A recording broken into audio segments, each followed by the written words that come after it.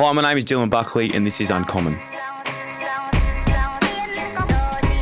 Uncommon is a production focused on the why of business, media and marketing. It's made by my team at Neural, a digital agency for challenger brands and talent. To learn more, just visit neural.com. That's NEURALLE.com.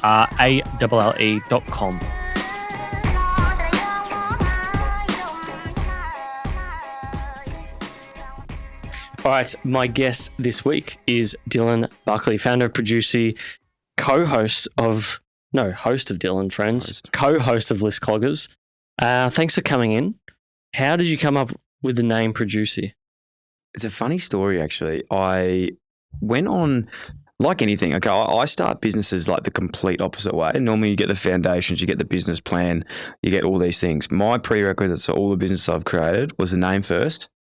Second thing is I go to Instagram, make sure I've got the handle. Yeah. Because I'm a big believer in having the hand. You've got to have the handle, like I think anyway. As the exact thing, like just the handle, bang, it's there. And I actually went on this name generator on like a .com and it was like a name and you put in like podcast, production, all this sort of stuff. And it came up and it like brings up like all these like business names. One was like, Producey, production, podcast, like all these names of businesses. And I was like, Producey, that's sick. I want something like that, but that's definitely going to be taken. And then I was like, oh, fuck, I'll just check it. I went to Instagram, the handle was there, and I was like, oh, fuck, this is sick. So I took the handle, then I was like, let me see if the .com's there. And I went Producey.com, and it was like, contact GoDaddy if you want to buy this. And I was like, oh, shit, I don't even know what this business is yet, but like, I like this, and I need to just act on it, like very impulsive person. And I don't know like if you've bought .coms before, but they're pretty expensive like when you go there. And especially at that time, like I was like, oh, geez, I don't know if I can afford this. Or was it owned by someone else? It was owned by like a business that buys names and then they resell them. What do we call them again, Jacob? They're like, they're like domain people. Yeah, like they're not scalpers, but they just like sit on the asset. Yeah. Same thing's happening with, I don't know if you know much about crypto, but like the .eth address. Yes. Oh, the ENS. Yeah. ENS system. One of my mates actually bought Gary V with 3 E's.eth and he thinks that he's sitting on a gold mine. Yeah, but I'm like, he only has 2 E's. But no, yeah. Okay, there you go. Domain speculator. Yeah. So we did that. Anyway, end up brokeraging a fee and bought the website, had the business name, had everything. And I was like, all right, fuck, let's make a business. Yeah, right. And because the business, the time that you articulated as September 2021 on LinkedIn, was it like how earlier was this? I like those dates. It was a lot earlier. I suppose like going back, again, no linear sort of message here or like no linear story, sorry. It was all just, I had like honestly had no idea what I was doing. And how it all came about was, and I'm sure we'll get through, today was like with the podcast, I created this podcast, Dyl Friends, which was just meant to be something to have and show radio stations, hey, I can do this, give me a job, when I finish footy. And when like that started building and growing and all of a sudden I was doing it full time and I was like, this is fucking weird. Like, how is this even a thing? And then it got to the stage where I was like, well, fuck, we've got so many freelancers working on this. Yeah. Like if we get a few more jobs, we can actually start getting some people full time and doing more shows. Yeah. So there was that really weird stage. Then I was like, well, that's super weird because then I can't call it Dyl Friends and do other shows. So I was like, I needed to create that umbrella to have other shows underneath it. Yeah. So the idea, like it actually worked like completely backwards and sort of came out of a necessity, not so much an idea to do it. It was more we needed an umbrella to operate under and everyone worked for a Producey but then fed everything else we did. Yeah, I had the exact same thing as like it was the podcast and then it funneled into other stuff basically. We're gonna jump into that segue period because it's very interesting to see how it came about in hindsight. At the time, you were probably like, "What the fuck? Like, what am I doing?" Yeah, but still am, to be honest. That's part of the fun of it. But sort of as humans, where you try and connect, patterns, so to speak, it's intriguing to look at it back in hindsight and see, oh yeah, he was so going to do this. But as a kid, what did you think you were going to do growing up? Oh, 300 game superstar, probably 3 flags, Brownlow medal. How old did this idea come into your head? It's probably my earliest memory, really. Like, I think that's just what I thought was going to happen. Like, when I was probably, funny story actually, and it's funny because now looking in hindsight, it makes a lot of sense. But I was never actually into footy at all as a kid. Didn't play. Didn't do like any footy. Then when I got to primary school and my parents never even pushed me into it, all my mates were playing. And I was like, Mum, Dad, can I please go play with my friends? Can I go do this? And it wasn't until then that I actually really enjoyed it. And I sort of think, like, did I actually enjoy and play footy, or did I just love being a part of like an awesome group of mates that just played footy on the weekend? And that was my earliest memory. And you know, from there it sort of, you know, it got bigger and more serious, and ended up playing a little bit of AFL footy. But it was, an incredible time and loved playing it. But I think I actually just loved being a part of it and hanging out with your mates every day. So, like, what was your earliest conception that, you know, because as you get older, you realize things like you're the son of someone who had played more than 100 games, so that almost gives you a pathway to a club. Yeah.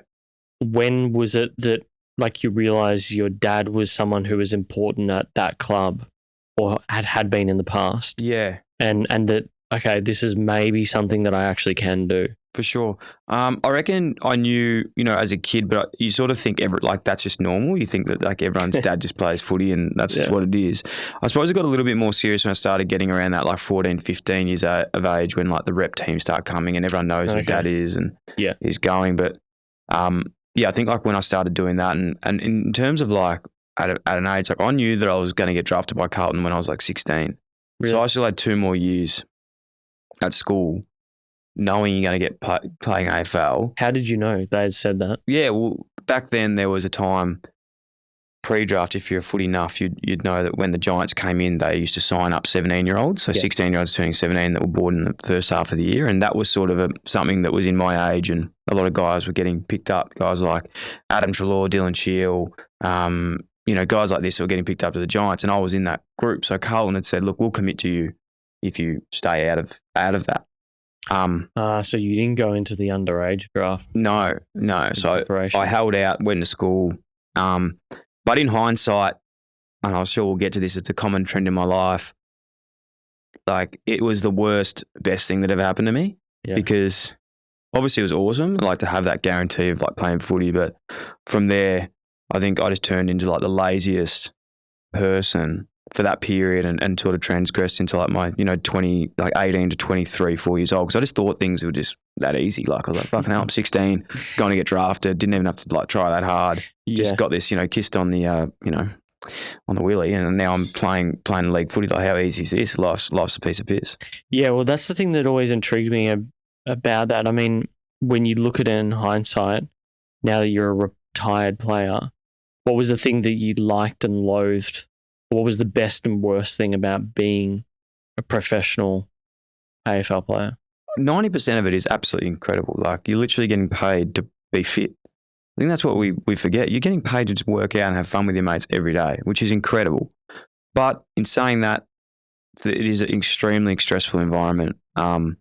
You live in this bubble when you're playing footy where you think because the stress of a real this job, it's like your livelihood, it's who you are. It's so like, you know, ever consuming that you live and breathe footy, and you're just there, and you think that everything in that place is so important, and everyone's so on edge all the time because it's just like so high performance. And it's not until you leave and you think, Jesus Christ, why did I care so much? Like, you know, it's really not that. You know, I was stressing on Mondays going, fucking hell, I didn't corral someone to the boundary on the weekend, like flipping out about it, when now, like, that's not even on the list of my worries. Like, I have real things now that I'm trying to do. Like, that's not even anything that's a problem. So I think was a part I really struggled with, like, was just how like intense it was, and how much, like, I loved playing footy, but I didn't love it to the degree that I cared that much. And when you play footy, and especially when you're young, what I really struggled was like defining myself on games. So like, if I played a good game, I was like the best bloke ever. And I was like, yeah, I'm the best, like, you know, best friend, best son, best, you know, boyfriend, and just a good guy. But if I was playing shit footy, I was like, no, I'm the worst bloke ever. Like, I'm just an absolute fraud. You know, what's wrong with me? So it took me a long time to realise, you know, just separating that person from the persona, like Dylan Buckley, the footballer, versus Dylan Buckley, the person. And that's how I started to judge myself. Yeah, it is bizarre, isn't it? It's so unusual. So weird. Like, it still fascinates me. Like, I wouldn't say I'm enough, but like, I think growing up in my family, I mean, where my grandpa immigrated to in Australia, it was basically like you go to St Kilda or Carlton. He was Greek, and been to St Kilda, barracked for St Kilda, and just I grew up in a family who were just absolutely obsessed with footy. Like that was their Who out. did they go for? St Kilda. St Kilda. So like It's a lot of heartbreak for them. A lot of heartbreak. Yeah. Basically, their whole life was to work and run their businesses. Everyone had their own business, and things like going to the footy was like an outlet. But I don't know. During COVID, maybe even a few years before, I started to realize like it's a bunch of guys on a field chasing a leather ball. Sometimes it's hard to realize that this is not like extremely important, particularly when you're in the industry, when you're in the media side of things. I can just see how it would envelop everything about you. It's funny because I actually feel now, I thought that when I was playing, but now that I've left, I actually have this newfound love, not personally love for the game, but I have this love for what it does for people. Yeah. And I think, there's so many times where you get abused by supporters or, they'd be upset and you think, mate, why the fuck do you care this much? Like I'm trying my hardest. Can't you see that? Yeah. And they would be so enraged. But then you see how much it means to people and, bloodlines and family members. My grandfather came here and I go for this club. Now I go for this club and all this history behind it. And you go, oh my God, this is important. Yeah. This is important because like you really see how much, the fans and the supporters, which that's what the game's built on, how much they love it. And you go, fuck, I wish I knew this earlier because it would have been a bit different for me. Like I would have understood a bit more. Yeah. I think some people believe it's entertainment, but for me, actually, I think it's more for a lot of people escapism. Yeah. Like it's a form of escapism to impart your personality. And I don't know, like I can see it in the way that my uncles and my dad talk about St Kilda, like, oh, we're just so unlucky, and like how their mood can be enhanced or changed by how the club is doing. But I'm just like in my head rationally, you have no impact on this. But for them, it's a way of escaping just day-to-day life, like the trials and tribulations of just being a human, Yeah. No, it's beautiful. I really like it now. Like I go to the games and like I see supporters since and that's still so beautiful to me. And I'm just like, mate, good on. Like I'm with you now. I'm just a fan, I get it. I want Carlton to be good. I hate it when they're shit. Yeah. What's your favourite sort of nuffy thing? Like let's think about like what anyone a nuffy, that, Jordan. Think about like what Josh Garlop does with a lot of his content, like kick it forward. Yeah. Well, funnily enough, I never used to get a lot of like hate from like, supporters. But one thing I would get was because like I was never the most talented player, but I did try my hardest and I think people respected that. But one thing that people hated that I did, and it really nearly did stop me from doing this was I wasn't playing every week, but I would do a show called Discussions with Dylan. And that's probably where like this whole media thing started for me. Yeah. But people would always be like, go get a kick, you fucking shit. Just focus on footy. And I was like, I can't fucking train 24 hours a day, like it's actually not possible, like physically. I just break down. But weren't you injured for a lot of that period? No, like I was on and off, but like, geez, I got out there enough to try and have an impact. But I was injured a lot. And I think that's still a funny one though. Like that was a big thing for me that I was so stressed about was like, I can't do this. I can't be trying to joke around because people think I'm not taking it seriously. And that's still to this day really hard for me because I didn't have like great relationships with senior coaches. Like I respected them and stuff. I really learned a lot from them, but they, I think, always felt that I was taking the piss all the time. I was like, I can't be serious all the time. That's not my nature. That doesn't mean that I don't care. It's just like I needed to chill out. So I suppose those shows for me were a bit of escapism myself to like do something different and not just be, stiff all the time. That's another thing as well is like, I don't know if you ever visited Big Footy. No, I haven't. Probably best you. Yeah, no, I wouldn't. I haven't. I love it, but unless I was feeling really good about myself and needed to bring myself down a little bit, I would visit a few old threads for sure. Back in the day when I was like 21, 22, I'd go on Big Footy. But oh God, okay. The thing for me when you mention injuries is, and what I've always been intrigued by is one, that people get so upset, like what you said before about focusing on getting a kick or whatever it is. And in your case, like there was injuries, yes. Some people are more injury prone than others. They have bad injuries, like recurring injuries, particularly people who have like recurring knees or shoulders and stuff like that. How much do you think that is just bad luck for the player, or it's just primarily the way that they play the game or run, or something related to their physiology, and unfortunately their body's being found out in that sort of high pressure, high octane system. Yeah, look, I think if I knew that, I'd be paid a lot of money to be working at a medical facility or a club. But I think there's no one answer. There's so many different ones. Like obviously, guys and girls are all built differently. Some people are more prone to injuries than others. I found for me, like once you have an injury, if you don't get on top of it early, it always gets worse. But not only does it get worse, it throws out other parts of your body. So like, what do you mean by getting on top of it though? Like just like rehabbing it. Like if you keep playing through it and you don't do the correct rehab and strengthen up around, because like you think about it like this, like I had a really bad back, like my whole career, my lower back, and it's still something that sort of I deal with today. But from that, because your body's out of whack, I'd put a lot of pressure on my left side of my body. So then I really badly broke my ankle, like on my left side of my ankle. And when I'd run on that, I have really bad range in it. So I couldn't do like full calf raises to strengthen up that side of my body. So then I'd run more on the right side of my body. Then I started tearing all the calves on the right side of my body. God. And because I was tearing the calves on the right side of my body, and then you overcompensate and run on, so then I hurt my left knee. And then my back, so it's just like our body is so aligned. Yeah. And that's why it's like those lower leg injuries, like I found, if I could go back now, one thing I would have done was just try and get my alignment better and like really rehab and get some really good like structure in my body, because I just didn't realize at a young age what I was doing. Well, because it goes to show that like, technique can often define the injuries you have. Yeah, well, like the repercussions. Cyril like he did something years ago where he kept tearing hamstrings. He was so quick, so he had to learn how to run again and not overstride. So there's so many little bits and pieces that are there for players, but some players are just unlucky. Some aren't. The one thing I hated the most about my injuries were I was fine if I did my shoulder or something like that, because it's like that's just bad luck and that's an impact injury. But the ones where you're doing hamstrings and calves, like that's when you really lose confidence, because you don't know what's happening. You're like, I just don't know now. Like if I'm going to sprint, am I going to just tear my hammy? Yeah. Like if I strengthen up my shoulder, I'll be okay. And it weighs on your mind. Yeah, I can understand that. Yeah, fuck, that would really piss you off as well. Yeah, the muscle injuries are the worst. I think calf injuries are so underrated. It's not funny.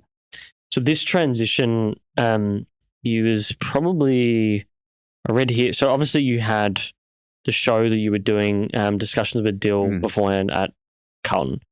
It's 2019. No, sorry, it's 2018. You're at GWS. You're interning once a week on the rush hour. Yep. Obviously, I think by then Dyl Friends had just launched with an interview with Josh Kelly. I think it was the first one. Yeah. You'd done 25 eps roughly of discussions with Dylan. When, I guess, did you realize that this is probably the right time to really get into your post-football career identity? And second to that, why was like media and why was your persona attracted to that, do you think, like talking? Yeah. So, look, I'll probably have to go back to explain it, but like basically I was always had one eye on the future. Like I was always like really set up, really keen on setting myself up going. I didn't want my career to define me. I was always keen on doing it. Like my dad played, 3 flags and won, incredible medals and had an incredible career, but probably really struggled to set himself up after footy because it is hard to do. And his message to me was like, you got to get your shit together. You got to do something. So I didn't work out what I wanted to do. I didn't work out that I wanted to go to the media, but I worked out what I didn't want to do. And I went and did like, real estate. I went and did property development. I went and did teaching degree. Like I did tried 3 different unis, failed all of them, big HECS debt that I never even, went to. And it sort of was a process of elimination. And I think like I left Carlton and I was like, fucking hell, you idiot. Like I wasn't upset that I didn't get the most out of myself playing footy. I was upset that I didn't work hard enough off field to transition better.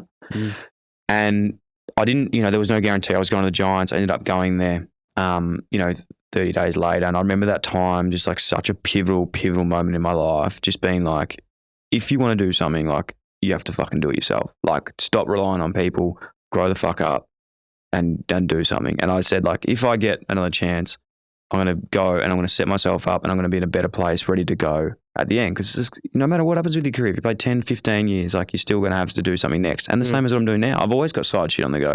I even just launched one and I'm still thinking about like what I'm doing after. And yeah, I got there. I was like, all right, let's fucking go. So as much as I want to play footy, I'm going to set up this podcast, start interviewing people.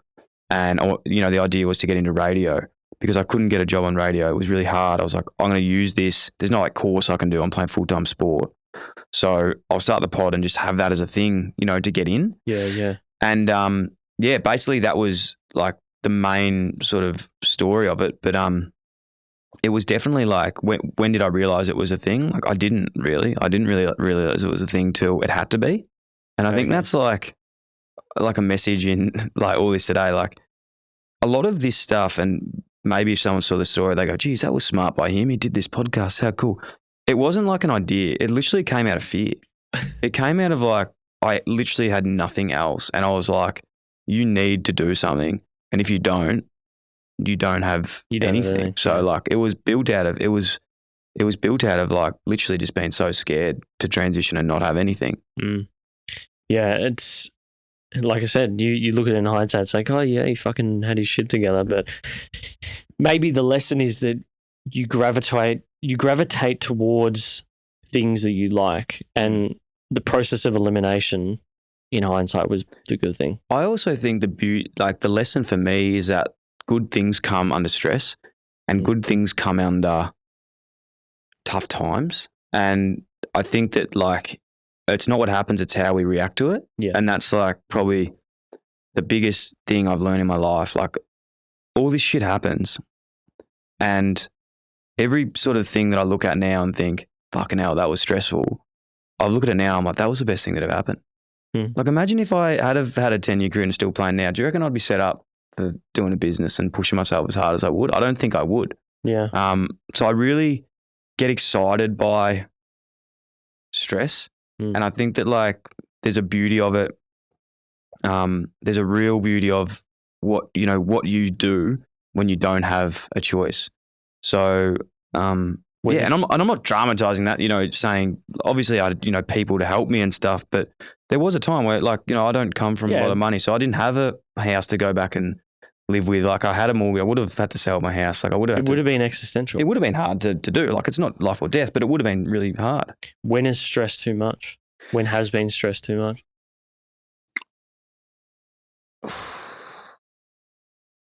So many times. So most of those times. But I think we are so good at that fight or flight. And I think that's sometimes it's like I put it, if anyone listens and I relate it to maybe this situation in footy, for example. If your team buffers around that like 12th to 14th, nothing changes because you're not forced to change. But if you bottom out and you're like at the bottom of the ladder and you're like, fucking hell, we suck, like we need to do something, forces change because you're like, I need to do something. Like let's get some action. So I think that's why it's really important to have those moments like of like, 2 delistings. I got sacked twice, had to move interstate. Just, I was on a rookie wage living in Sydney, which by the way is not easy. In the most expensive, like in a really expensive part of town. Did you live west, south, or east? I lived in the east, but we would go to and from. So believe it or not, that was actually the cheapest part to live. It's just as expensive. Yeah, ever. I didn't live out in Parramatta, but I literally wouldn't have seen one person if I did. So it probably would have been worse for me doing that. Yeah. But and then like even leaving an AFL career and trying to move back to Melbourne, move back in with my now wife and her family for a while just to get back on our feet and build again. It was cool. And you were like, when things had finished up with GWS, I guess that's the intriguing part. Just to say on that, I hate trying to say that I'm like this hero or anything. I'm definitely not. It was all relative to me. Like I know people go through a lot worse, moments and crucible moments in their life, but that's it relatively to my journey. That was really tough. Yeah, everyone has relative moments of stress. I think it's really hard to compare yourself to others because everyone's got a different life, and saying that's stressful for me is not going to be maybe as stressful for my dad, but that's an unfair comparison For sure. for me and for him, because the only thing you can really do is compare yourself, like to yourself. Did you improve? That's all you know. So yeah, I always just get worried when people hear this too. I'm like, that was really stressful for me, and I was really struggling at that stage. But I know if you're listening to this and you've been through a lot worse, that would be nothing. Yeah, that is definitely, you're right. That's the default for people to do, is to compare themselves to you and your stresses and go, oh, I'm not near where he is right now. But I think the thing you got to take away from it is like you had those issues too, and therefore they will have those issues. Yeah, I'm sure. And they've got to, so long as the biggest thing I think about is like, so long as you're improving each day by 1%, everything's gravy. 100%. It's hard to convince your brain of that, though. Yeah. So I guess your content career begins in 2019. So part-time producer role at 3AW. Yep. There's a range of shows there. Tom Elliott, Rex Hunt's Footy Nightline, Dee Dunleavy. You're obviously doing Dyl Friends still. Yep. I believe List Cloggers started in that year. I may be wrong. Yep. That's right. Not long after that, I think, I wish I wrote down the fucking dates, but there's co-hosting Teams on 10, Loose Ballers at the West Australian, and you were doing stuff already with AFL Media. Yeah. Maybe it was happening a year after that. I was just like a yes man for that time. Yeah. I was just do it all. I was just like, have a crack, go for it, do what just go and say yes to everything and worry about it later, sort of thing. And I think even from a career point of view, and something I always tell, if anyone's ever looking for advice and whatnot, I just say that, just say yes to everything and work it out later. And a lot of these things that I was doing, like at that stage, I was not earning any money off podcasting. I was like, I was selling merchandise, like that was what it was. But in terms of advertising and stuff, we weren't making any money. I was working at 3AW on part-time, and all the other stuff, I was just doing it for experience. Like it was just really just trying to learn and experience. So I think that was like the best thing I ever did, was just like go, because sometimes like when your exchange of things, when you're not ready, is actually the worst thing you can do. Because there's then comes the expectation, then comes we paid you for this, you need to do this. It's like, I was just rocking up and doing it, and it was just like, yeah, right, I'm just learning. Sort of thing. It was really good. I look back now and I was like, that was actually really smart, because the stress wasn't there, because I was just I was like, you're not paying me, so I'm just going to try and learn. So do you, like when you look back at it in hindsight and think about the starting point of Dylan, the businessman, at mid 2021, what were the sort of core principles you think you developed in media back then? Is there anything that stands out in particular? What do you mean core principles, just to clarify that? Like how you approach media and storytelling and interviews and all that sort of good stuff. I think with interviewing and like the storytelling and stuff, honestly, I just treat it as like a conversation with people. Like I've always been super inquisitive of like how people have got to where they are and what they do. And I think for me, because my life hasn't been linear, like there has been ups and downs. So I've been like, how did you get through that? And like just, more just going, how the fuck did you do that? Because I want to do it, sort of thing. And I want to relate it back to my life and my journey and what I'm doing. So honestly, like I say this quite a lot, but like Dyl Friends, as much as that's turned into like the best thing that's ever happened to me, and we have like the most incredible community and people that like love it, and I love them, and it's unbelievable. I started it, and like when I do it, and hopefully it does it for other people too, I'm asking these questions because I fucking don't know. Like I want to learn this shit. Like I want to learn this stuff off these incredible people that I get to sit down with, and that's why I think the people that listen to the show like it too, because we're just sitting down and we're just people that want to like learn, and I love that side of things. So I think the best thing I did learn was not learn. If that makes sense. Like not learn how to, I never went and learned how to interview someone. It's almost like you just utilize what you were saying before about like how coaches or I don't know, maybe staff were annoyed that you weren't taking things seriously, but that sort of attitude was something that allowed you to get inquisitive naturally. Yeah. I think probably on the serious side of things, like, because it did with the podcast, because I wasn't doing it there like for money. It was more just like, this is content, this is fun. This I was still at that time thinking this has a time line, and then after this, I'll get a show on TV or I'll get that go on radio. Like that was still in my mind. Mm. And then it's not till probably 6 to 12 months later where I was like, shit, this could actually fucking be a thing. Like this could, podcasting. Like how did I fall here? This could actually be a business. Yeah, right. Did you ever have a moment during that crossover period as well where you felt like you were probably bored with footy and that this was way more interesting? Definitely. That whole last year, I was like, I knew what was going to happen. And that wasn't like, the scariest part for me in the whole thing when I finished footy was like the 1% chance, not even 1%, there was a 2% chance that maybe they would have kept me on again. Mm-hmm. And I still don't know to this day the question if I would have been strong enough to say no.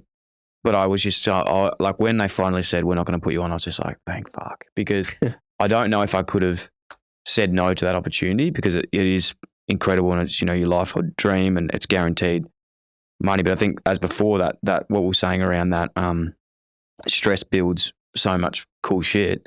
When I got got rid of that career, I was like, all right, fuck, I need to do something because I'm ready to go. But funny story, actually, I don't think I ever really told it, was I got injured when I was playing footy in that last season and I was sort of going to have like 8 weeks off and I might have got back for the last couple of games. So I was like, I'm not stupid. I knew what was going to happen. Like I was going to end. Yeah. And I actually went to, and when I talk about stress, like, we talk about like a lot with like Gary Vee and stuff, who I love, but and he always goes like, you don't enjoy your job, just fucking quit and do something else. And it's like, that's awesome. I actually love that message, but sometimes it's not that easy. Like there's other things, like people have jobs, there's, you got to pay for shit, mortgages, all that stuff. So what I did was I was like, all right, if I'm going to finish and this thing's going to finish in 10 weeks and I know when my last paycheck is, I'm going to go and audit my life and get like the PDM, who at that time was Dylan Addison, who still is, who's like the best PDM of all time, player development manager at the Giants. And I was like, audit me. Like, what do I need to get ready for next year? Like, I went back, we looked through everything. I was like, all right, fucking don't need that subscription anymore. I'm going to pay off my car now so I don't have any like loans like later in the year. Yeah, right. I'm going to organise like a truck for this time to go home because I know that like, I can move back in with my missus' parents. This is when the lease is up. Like I was just organising everything to like have the smoothest sort of like time because then otherwise it would have got to the end of my career and I'd be stressing the fuck out like whatever. So I just got to enjoy the last month and just be like, I know what was going on. Yeah. And I'd already lined up the job with 3AW being like, all right, when I finish, this was going to happen. And so like that transition was actually organised, like ready to go by the time I'd left the game. Yeah. Which is why, back to the stress thing, which again, I was like, that stress made me do that because I was like, let's learn from last time and not be like going, all right, what next? Also perfect as well when you think about it being injured because you got nothing. I wasn't doing anything else. Yeah. Rehab. Yeah, that's fucking wild. So I was just meeting with people. Like last 10 weeks, I was just on the phone back to Melbourne, like chatting with Triple M, chatting with 3AW, going like, oh, can you give me a job here? Can you give me a job here? And 3AW were the ones that, thankfully gave me a role as a producer. And was there anything that you, because it sort of sounds like, yes, he gave you the order, the player development manager. And these guys are always in charge of like making sure that your out of football life is sorted, right? They are. And I suppose that's we could talk about a podcast in itself because I have strong belief in that, you are you're in control of your own destiny and you've got to be on top of that yourself because they can't do everything for you. And to be honest, when we went through it, it was more just going, yep, or maybe look at this sort of thing. So it sounds like there was nothing that really like alarm bells are going off. Not really, because I'd had 4 1-year deals. So every year I was like, I know this could be now. So it was sort of like 4 years of just like really working it out along the way, which was cool. Smart move to pay off the car at the time. Well, funnily enough, I wouldn't have been able to pay off the car, but I got hail damage in Sydney. So the car, I remember like in the street, what Sydney weather's like, it's crazy. In the street, I remember like going out and everyone's covering their cars. I'm like, fucking come on, like just smash it, like smash my car. So then I got ridden off from hail damage. Really? Yeah, it was awesome. Hell? So how bad? It was like my car, by the way, to give context, it was like a 2005 Holden Commonwealth and it had 270,000 Ks and I'd had like a $3,000 bill owing on it. So I was like, please just die. So was the hail that bad? Oh, mate, they were like this. Like, they were like golf balls. Fuck, Absolutely smashed it. I don't remember that. Yeah. What year was that? Oh, that would have been 2018, 2019. Fuck. All right. Yeah, so I didn't have a car. It's funny now with the hail damage stuff. Like, how, I don't know if you get those text messages, but your insurer will like message you and say, "Hey, be careful." Oh, yeah. To say like there's hail coming forecast or whatever. If I had had that, I would have just Yeah, wouldn't you have just done would anything have anyway. Would have been like, would have probably moved it more central, if anything else. Just on that quickly before we get into Producey, what was the best thing about coming back to Melbourne after being in Sydney? I honestly really struggled coming back to Melbourne. I loved Sydney. I didn't want to come back. I didn't want to come back at all, but I knew that I had to, because that was where the currency was, I suppose, in terms of like, if I wanted to keep doing what I was doing, that was where I had more currency here than I did in Sydney. And only literally, I'm going to say maybe till like 3 weeks ago, have I fallen back in love with Melbourne. And I love it here. Yeah. Like, I just had this, kept having this thing being like, oh, I want to go to Sydney, I want to go to the beaches. And I think just because I had such a good time up there, I loved it. And we went back in March and it was just raining the whole time. And then I came back to Melbourne and I was like, you know what? I really love it here. Yeah. I love Melbourne. I had this period during COVID where I was like adamant that at some point in the next 2 years we were probably going to move to Sydney. I don't know, just the whole mood in Melbourne had been so soured because of what was going on that every time I went up there and like the mental, everyone's mental health was completely different. I think we're coming out of it now. Oh, we're fucking coming out of it. I think we're like, still. I think that we're getting better, but I think that we've actually had the best year out of anyone at the moment. Like, if you look at our weather, has been absolutely incredible. And unfortunately, like, you look at our East Coast, like, bloody hell, poor Queensland has just been absolutely thrashed. And it's something that if you haven't lived in like the East Coast of Australia before, I don't think a lot of Victorians understand how dangerous and how heavy the rainfall can get. And like, like fucking hell, like, thoughts and prayers go out to everyone that's lived up in, Queensland. Sydney's been, or New South Wales been bad. New South Wales. My in-laws have moved up to Port Douglas, and the whole time in that sort of northern part of Queensland, it's been torrential rain. Like, it's been wild. Yeah. And it's like, do you know how many businesses are built on the sun? And like sun and tourism. It's just been like really, it's been really unfortunate for everyone. So I think, at the end of the day, everything sort of equals out. Like, there's people that were like, all right, Melbourne's locked down, I'm going to go to Sydney. Sydney's locked down, I'm going to go over here. You're trying to escape it. Like, just do what you can do. Are you a northern, eastern, southern, western suburbs boy? Oh God, I'm gonna have to say I'm an eastern suburbs boy. Okay. Yeah, I am. Actually, I'm a northern suburbs long term. I think that's what me and my wife have come to. We're like, long term, would love to have a nice house in like, Palm Beach or something down in Sydney. Newport is just this place that we are just in love with. There's another place there called Clareville, which is just beautiful. We'd love to retire there one day. Yeah, right. But I love Sydney. I do love Sydney. I love the east. I love Paddington. I love Surrey Hills. I love Bronte. I love Tamarama. I love, just everything. Like, I think we travel a lot. We go to like, everywhere around the world in Europe, which, is an incredible place. But if you can go to Sydney and just get a good week there and let someone take you around, I think it's the most beautiful place in the world. Yeah, I agree. It's funny how like a lot of people, we were just talking about traveling earlier, going over to Europe, but then just the creature comforts we have here in Australia. It's so expensive to travel here as well. Like, you can go to Europe for the same price. Like, if you go to WA as well, WA is one of the most beautiful places in the world. If you've never been up like north before, it is crazy. I used to go to Port Hedland with a mate, and like, I'm a sort of Melbourne city boy, and you'd go out on a boat and you see a whale and you're like, oh my God, a whale. And then like you see another 15 and you're like, what the hell? Like, there's so many whales. Then by the end of it, you're like, can these whales just like go away? Like, there's that many. It's like beautiful. Port Hedland, I've never been. I've been to Broome, but I think that's a bit further north, right? A little bit further north, yeah. So, Producey. Actually, no, I think Broome's further north. Is that what you're saying? Yeah, anyway, Broome. It's further north than sorry. Hedland.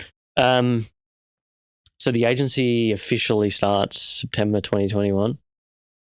Agency. Oh, Producey? Producey. Yeah, but I don't even know what we call it, to be honest. I don't know if it is an agency.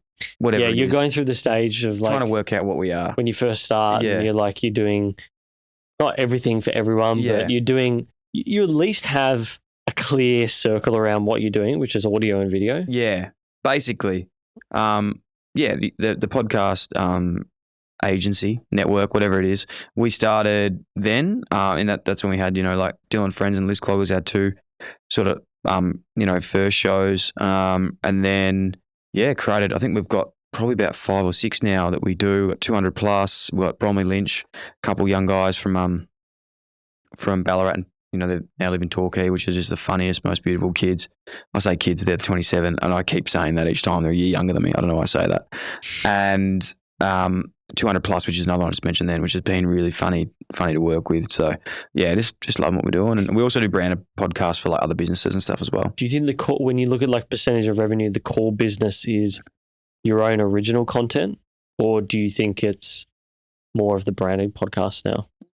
It's interesting. I think at the moment it's probably like 50-50 really. Right, okay. Yeah, like I'd say it's 50-50. Like without having the spreadsheet in front of me, it's pretty similar, and I think we want to keep it that way. Like we love doing that. I think what's really cool with podcasting and actually really hard is the fact like it looks so easy. It looks so much easier. So everyone just thinks that they can do it, which they definitely can. Like if I can do it, you can do it. Like that's for sure. But it's a lot harder than it looks, like soundproofing, fucking, all that stuff, which is just. It's easy to do a podcast, but it's extremely hard to do a good podcast. Well, exactly. And then it's like, how do you get that out? What platform do you put it on? How the fuck do you get people to listen to it? Like what social media, like all those sort of things. So there's so many bits and pieces, and I think that's why we love working with like, like say people that come in and start them, and it ends up being a side project, but then they realize it really has to be like a full committed thing. And then, other brands we work with, when they have existing audience and they really respect that and they love it, and they go, you guys do this, we'll do the rest. And it's just like, yeah, awesome, done. What do you think in the next 18 months to 2 years is going to be not your specialty, but what intrigues you most? Do you think it's the original content? For me, I normally look ahead to like times of the year, like December this year or Jan or June next year, stuff like that. Yeah. So it's June next year-ish. Where do you want to be personally? It's a great question. Honestly, like I'm just wrapped with what we're doing at the moment, and I just want to keep carrying on and continue to create cool content and help people create content as well. But for me, I think like I'd be silly to say that I don't have goals. Like I think maybe a little bit too much. Like as soon as I get comfortable, like I just self-sabotage, start something else. Like let's go. So I'm starting, obviously like the podcast, we want to keep like having like awesome podcast network and build that out. Like we have a goal to have like 8 shows by the end of the year. Mm-hmm. So it's a couple more we want to create. And as I said, just absolutely loving that. And then on the side of that, I want to create like another sort of business that will float into Producey as well, which will be serviced by Producey, which is like a golf label and golf brand. Uh-huh. And that's something I'm really excited about. Again, same thing, start with the name, get the Instagram, get the website, then come up with it all. So that's like golf apparel, but also like golf vlogs. And like I'm going over to London in July to go to the Open and shoot content and stuff like that as well. So golf's a really interesting area for me. I remember we caught up with a friend who just moved down from Sydney. He's a partner at a law firm and he's obsessed with golf. It's honestly, I think like not every guy, but like a lot of guys go through a stage where you're fucking addicted to golf. Like I am borderline like addicted to golf at the moment, and I've been for probably the last 12 months. It is an incredible game. It is so challenging. I'm so shit, but like you get one bit of improvement, then you go back 7 steps, and you go forward 1, and then you go back 20, and like it's just a game that you can never master. So like I really enjoy the escapism of playing golf, but then I was like, if I love it so much, people say don't make business out of your passions. I'm the opposite again. I don't really do that well. I'm like, well, fuck, I got to do something cool with it. I love apparel, love clothing.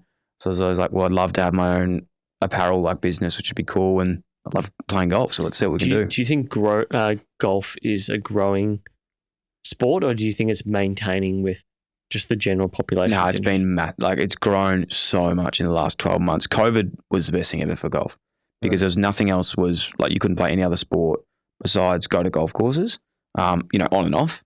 And, the resurgence of just like so many guys that, guys and girls that couldn't play, footy and netball and whatever they were doing, and they just go to the golf course. It's the only thing you could do. It's been huge. So I'll tell you what, I would love to have a drum and golf, 12 months ago before the pandemic, because that business and like all golf businesses now are just absolutely killing it. I know single-handedly I put 90% of my money back into them. Seriously. Yeah, because this lawyer, mate, he was like, you should really get into if you want to segue into managing sport talent as well, you should look at golf. Yeah, right. Because he's like, there's a lot of people playing in the Victorian PGA or the New South Wales PGA that are just underrepresented. Yeah, mate, I could tell you a couple now. We'll talk after it, but it's a bloody tough game. If you're not in that like top 100, it's seriously hard to make a living off. Because it's like prize money really, and the rest is like sponsors that you need to get through. But that is the thing that intrigues me is like there's a lot of young talent there that do things that the majority of the population couldn't do if they were just more engaged on their social media. Yeah. They could really, really be raking it in. You would know this. I think there's a biggest area is not in like sport and people being good. It's just like showing your personality. Yeah. I was not the best footballer, but like I was able to just do this show that it was, and the reason people listen to it because they were like, what the fuck? No one's ever done this before. Like no other player had ever started a podcast. No one had even actually started a podcast. Yeah, it was really, the first that day. podcast I remember hearing about. Everyone's like, oh yeah, the Dyl Buckley podcast. Have you seen it? I'm like, oh, that's interesting. No one even knew what a podcast. I had to tell people like what the app was. I was like, that purple app on your phone? They're like, I deleted that. I was like, yeah, just download it again. You listen to it on that. That's how you do it. Yeah. So it's sort of like that thing. And basically getting around to what I'm trying to say is you look at players now like Bailey Smith, who I love. I don't love him what he does on the field. I love him because he's so good. He's a character. He's so good. I love his character. I love seeing what he loves to. I love his dress sense. I love seeing what he does off the field. And that's what a lot of people need to understand. It's like, businesses are turning on this and they go with the best player. It's like, I don't care what that player does. Like, give me someone who's got something. Like, I want to feel this, Yeah, like there's more people who follow things like 28-year-old male than individual players. Oh, yeah. So like the cheekiness that exists, if you have that in you as a person, to exhibit that is incredibly powerful. Man, just be yourself, Now, speaking of sports media, let's think about the cliches, the memes that exist in whether it's AFL or sports media. I'm thinking about like how on Josh Gallup's podcast is like full credit, boys, just a game of two halves. Yeah. Things like taking it a game at a time, all those sort of cliches. What is the one that you despise the most about sports media in Australia? Oh, I'll be honest. Like, I'm not saying I don't watch a lot of like mainstream footy media. I suppose I hate this about just in general. Like, I don't think I'm going to answer your question, but I hope I am. Say, for example, a while ago, I think it was Luke Beveridge had a mustache. Okay. And he was like losing and they were angry. And he's like, is he taking it seriously? Look at him. He's a senior coach. He's got a handlebar mustache. What message does that send to the AFL? Yeah. And I was like, what the fuck? Like, what? I was like, if they were winning and they haven't lost a game and he's rocking in this handlebar mustache, they go, what an incredible culture this is. Yeah. How good's this by the senior coach? He's got a handlebar mustache. That's awesome. And it's like relaxed culture that he's exhibiting. You can't just take the story both ways. And I think that's something that just like annoys me about not just AFL media, just everything we do. Media in general. It's that sort of McDonald's type of infotainment. Like, it's just easy, just like have an opinion, but are you actually thinking about what you're saying? Yeah. Like, okay, so who was it the other day? One of the Dacos brothers, his girlfriend's in Miss World Australia or some shit. Oh, yeah. Did you listen to the episode? I didn't listen to it, and he read out like the Daily Mail had published like this article. I don't know which Dacos it was, but ex-Dacos couldn't see his girlfriend performing or at this competition. But that was the headline. And they're making it out like they'd broken up or something serious had happened. It's like he was prior engaged with a game. No fucking shit. But you know what's sad? And I don't know the stats on this. The same people that complain about those articles are the same ones that probably click on them and read them. So the reason those articles get posted are not for I'm sure there's science behind that people actually click on them. Yeah. So it's funny, we bag it, but I know those ones probably read better than anything that's actually, half serious.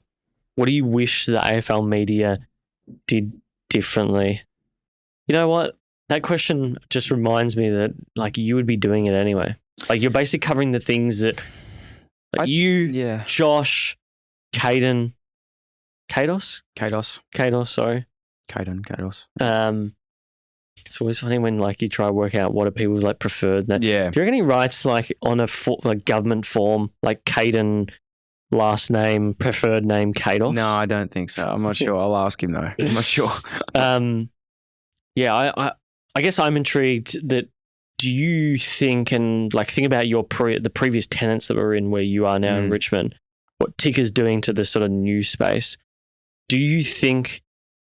I think that those sort of news organizations will take over your 7, 9 and 10 in 10, 20 years from now. Do you think that your generation of media will push out a lot of things that exist on Fox Sports? Great question. I really don't know what's going to happen, but my opinion on this day with zero thinking about what I'm going to say is that we look at our TVs now and I don't know about you, I don't even have my antenna plugged in. I turn it on, go straight to Google TV, look at Netflix, Stan, YouTube, all this stuff. I categorically have not watched a news, 7 News or anything for a long, and not because I'm anti-news or anything. I just haven't watched it. And I get a lot of my news from social media or Twitter or whatever it is. I think we're moving down such a social media and digital platform society that I don't know the future of those things because I'm not really in that world at all. But I do know that digital media is great. We look at these podcasts at the moment. I love watching, listening to the Squiz and those Spotify little Your Drive daily playlists and stuff. It's this is awesome. I'm learning about shit that's going on. I get my little snap of news, what's happened, then I get some music. It's like listening to radio, but I'm doing it without all the ads, which is cool. So I don't know if that answered your question, but I feel it's going to be a lot more of a digital space. And the beauty and the reason I love podcasting the most and the reason why I love content production the most is there's no person sitting at the end of a table going, you can and you can't do this. That's the thing I love the most about this stuff because you can literally go and create your own content and you can succeed and you don't have anyone telling you can or can't do it. Yeah, it's a pure meritocracy. Go for it. Yeah. You have a platform, you can create it, go and do it.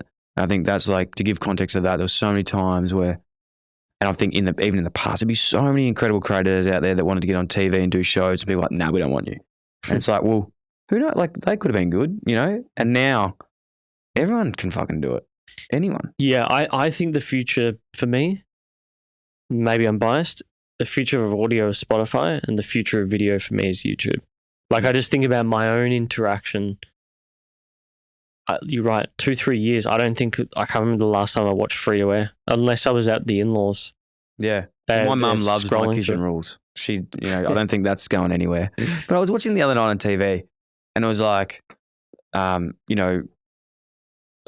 this, where they, what's it called? The Masked Singer or the Spin, anyway, one of the singing shows. I was how many fucking singing shows can we have? Yeah. I was this is crazy. Surely we've got to Was The Voice? Oh, I don't know what it was, but they're great. But I was come on, let's do something different. Yeah, I was saying to Jacob when I was having lunch, I've gotten back into Ramsay's Kitchen. I just think all the back catalogs are going to be on YouTube. Catalog stuff's awesome. Yeah. He's the king of that, GR Enterprises or whatever the fuck it is. The amount of back catalogue stuff on there. News, you get news clips. You can watch ABC News Live. I was watching the election just on fucking YouTube. Yeah. Just on the TV. Yeah. No, it's good. But you need an Apple TV if you want to have that ease of use. Yeah. What about this? This shows you how I'm like a boomer, trust me, with technology, which is weird. But the other day I was actually lied. I was on Friday. I was watching the footy And I only realised like a couple months ago that when you're on 7 and 7 HD, like HD is actually a lot better. Like I didn't know, like how weird is it? And there's probably a really normal answer to this, but why don't they just make 7 HD? Yeah. I don't know. There would be a reason to that. I'm sure maybe because if other people don't have a HD TV, but I don't know. It could be that. It could also be like the transmission, maybe. Like, do you remember when there will definitely be an answer for that? I'm sure. All the TVs, all the radio stations switched over to digital, so they're not. There was something to do with the way that they were transmitted. Yeah. Do you know what I'd love to do one day? I'd love to buy a round of AFL. Okay. Like a media rights round. Okay. And like have it on TV, but I'd buy like the rights to that round.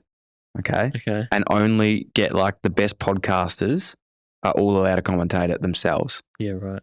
And no one else. So that you'd have to be like a takeover of just like doing it. Imagine how much would that cost? Oh, I reckon it would be a lot. 10, 20 mil? It'd be a lot, and it probably wouldn't be worth it. But I'll do it anyway. Yeah. But I know what you mean. Like, I just think YouTube's the future. I look at like guys like KSI. KSI, you know, the React stuff, like the React stuff. But like, he's got other channels called like Sidemen, which is just like him and his mates doing like gags around dating. Yeah, it's great. It's fucking hilarious. It's like, I just like 20 million views on one of these videos. I just don't know how normal media competes with that. Do you know what is crazy? This will show you as well what's happening. Is Joe Rogan, obviously, we know who he is. He's doing quite well. He's got a podcast, if you haven't heard of it. He has the UFC companion where when he's not commentating. Yeah, Fight Companion. Yeah. When he's not commentating, him and his mates sit down, they watch it, and you watch them watching the UFC. That gets more viewers than the UFC fight. How crazy what is the that? Fuck? How weird is that? Really? That's awesome. Yeah. Does he still do that on YouTube, or is it all Spotify? I don't know if he does it with this new Spotify thing, but like they've got, I'm sure they've got some new streaming stuff coming, which we're, probably, I don't know if you can talk about, but it'd be cool. Yeah. That is very, I got a feeling it would be, it would definitely, Fight Companion, it's all gone. Yeah. Yeah. Oh, fucking everyone's like tried to copy it now. Calabasas Fight Companion is like a new one. It's just basically Chris D'Elia and Brennan Schaub. That's what are they called?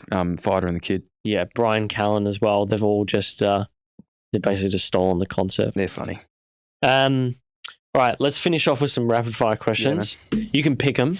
Okay. Here's the that options. That defeats the purpose of rapid fire, doesn't it? It does, but like, okay, actually, you know what? Let's do it. Come on. Morning and evening routine. Love going for a walk in the morning. Every morning, go for a walk with my wife and dog. Love that. Good start. Evening? Every night I just get into bed with the light still on and I watch YouTube like on my laptop. For some reason, and this shows how bad technology is these days, I can't, if the TV's too far away, my phone's there, like I'll just get on my phone and not watch. So I have to get on the laptop and literally put my phone away and just watch it. I know, it's not Are we talking like here? Yeah, I just have it like. Wow. Yeah. What time are you hopping into bed and doing that? Probably like, I always get into bed about 8:30. Yeah, right. Maybe 9 o'clock. Like I'm having dinner at 8:30, 9 o'clock. Yeah, I'm pretty, I love getting in bed. And so how long will you sit watching YouTube, you reckon? I've been watching a lot of golf vlogs lately. I watch these guys called Good Golf, which is cool. Bit of Rick Shields too. I reckon I'd try and go to bed before 10:30. Okay. So yeah. Like sleep, sorry. That goes to my next question. What have you been watching lately? What have I been watching lately? Watch a really cool series. I'm a massive, funnily enough, my career that I used to want to do was like be a film critic and like go and watch movies because I just loved watching movies and films and TV shows. But I just watched Severance. Really enjoyed that. Oh yeah, that is fucking elite. That was really cool. Yeah. Like for I watched this. I hope people, if someone hasn't seen this, it's one of the most best series I've ever seen. It's on SBS On Demand.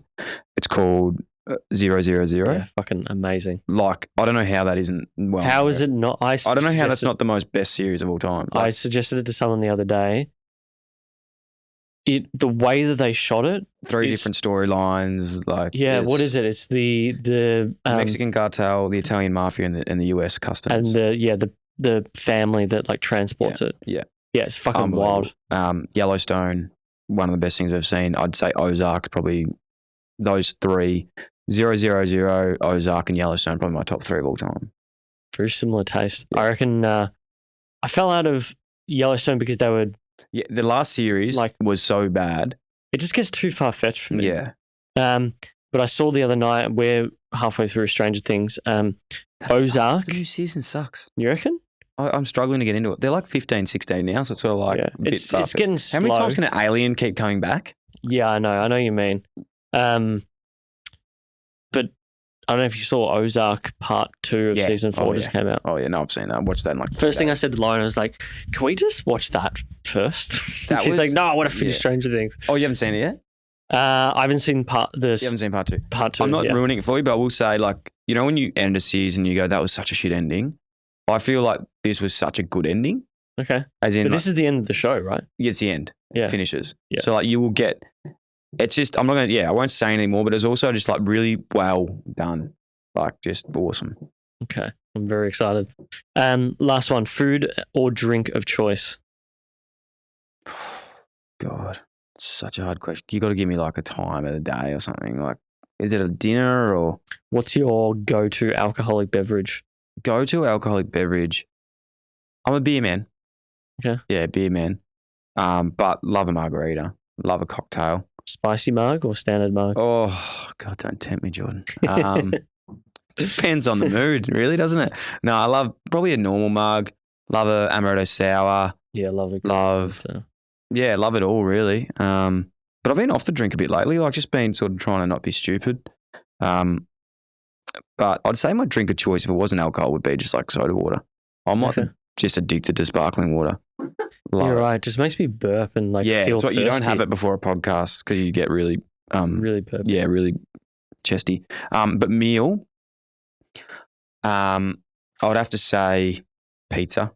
Like I'm a veggie, so I don't eat meat. I eat fish, so I'm pescatarian. I don't like doing the label thing, but I suppose you have to when you're explaining what you do. I haven't eaten meat for ages. My missus is a vegetarian, so we just went with her and like being the best thing I ever did. Just didn't really enjoy eating meat, to be honest.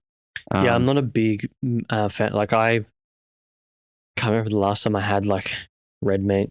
But it's also like culturally, when I look at both backgrounds, just don't really eat much. Like we prefer fish and chicken and stuff for that. I love fish. But yeah, so I don't eat a lot of meat, but I'd say, favorite things is like veggie part, like my TikTok pasta. Have you ever had that? I can make that now. It's like is that the cheese with tomato and? It's like pasta. You bake it? Yeah, and then you put like feta, cherry tomatoes, and olive oil, and olive. It's just like that's like my go-to. My wife is the best cook you've ever seen in your life. She cooks like the best veggie pastas, the best pizzas. I love like sushi, love Japanese, I love everything really. Yeah, I'd say Japanese is my favorite. Sushi or I think just varietal Japanese. Yeah, like proper like. I'm going to Tokyo end of the year. I'll send you back something. I've been like. Prior to COVID, we'd been like 4 times in 2 years. I've never been. Can't wait. Dude, you're going to have the best fucking time. I'm so excited. What's your itinerary? I don't have any say in what we're doing. Tokyo or? No, we're actually going to New York. So for my wife's 30th, I got us like going to go to New York for Christmas and New Year's. Nice. And obviously there's no direct way to New York. And I was like, I've done LA heaps of times. I was like, I'd rather just like do something different. So we're going to go Tokyo. Yeah. Canada. Actually, sorry, that was last week's plans. It's changing. We're going Tokyo. Yeah. Austria. Do a bit of skiing. Okay. Then so it's like literally a around the world trip. Yeah. And then going to New York from there. And how long do you have in Tokyo? I think we'll do a week. Week in Tokyo. I would say it's never enough. It's never enough. Jacob's a massive Japan fan as well. Lived there for a bit. Oh wow. I want to stay in one of those. Like I'm claustrophobic, but I want to stay in one of those, like those little pods. Yeah. Yeah. They're comfortable. Can you hear people? Some. Yeah. But they will split you up from your wife. Like so, they got male and female areas. What the fuck? So you may as well just get an apartment. Yeah. I reckon Jacob he should stay around like your Yogi Shibuya area would be great. Send me some tips. Yeah. I'll send you a list, dude. I've got a fucking list. Yeah. Lauren is going to froth as soon as we come out of here. Yeah, I'm so excited. Yoyogi's my favorite because it's right near the park. You can go down to Wacky Shibuya. You could go to Harajuku around the corner. you're next to a major train station, so you can go to like Shinjuku or the center or wherever else. You've lost me, but I'm interested. Yeah. Ginza is good. Yeah. But I don't know. I feel like I'm biased towards Shibuya. So No. Shibuya's like being in South Yarra. Okay. South Yarra, man. Where's like the north side of Japan? I want the northern suburbs. Give me the Fitzroy, the Northgate type. That's me. Yeah. Yeah. Cool. Yeah. It's definitely more like Osaka. We'll do it around, but no, mate, so keen to get over there. I've heard nothing but incredible things. Dylan, thank you for coming in. Mate, thank you. It's an honour. Where can people find you on the interwebs? DylFriends.com on the website. I don't even know if my website's going. No. Producey.com? Producey.com. We did get the .com and use that because it cost me money. Dyl Friends, Dylan Buckley. Dylan Buckley on Instagram. Yeah. Are you on TikTok? I deleted the app because I was just like getting obsessed with it. Yeah, I just had to stop doing it. But I have an account. We post some podcasting clips. But yeah, like I'm like a boomer on TikTok. I just respect everyone on it that I like how they do their thing. It's unbelievable. But yeah, it's very cool. But no, not really on it. Well, we'll make sure we link all of that. No, I appreciate it, mate. But thank you for coming on the show. Thanks for coming on. Congrats on everything you're doing as well, mate. It's always good to meet people in the same industry and absolute hustlers and love what you're doing. So congrats and look forward to a lifelong friendship. Thank you. Thank you. Thank you so much for checking out this episode. If you liked it, do subscribe.